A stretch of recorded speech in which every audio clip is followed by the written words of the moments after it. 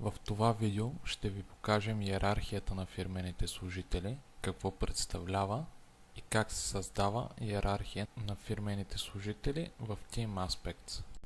Иерархията на служителите визуализира управленската структура на фирмата. За да влезем в екрана с иерархията, натискаме главно меню Човешки ресурси, подменю Иерархия на служители.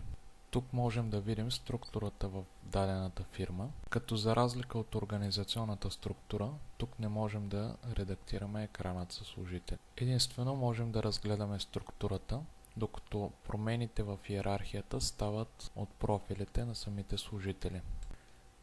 Ако искаме да променим иерархията, това става от екрана Редакция на потребители.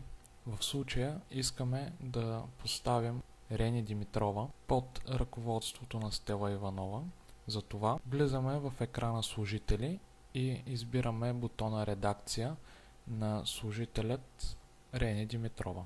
В отворилият се екран променяме пряк ръководител, като от Майя Василева сменяме на Стела Иванова, след което записваме. Връщаме се в екрана Иерархия на служителите и виждаме, че Рени Димитрова е вече под ръководството на Стела Иванова. Ако искаме даден служител да няма пряк ръководител, това означава, че той ще застане най-горе в иерархията на служителите. Както се вижда, Стефан Петров няма пряк ръководител, тъй като той стои най-горе в иерархията.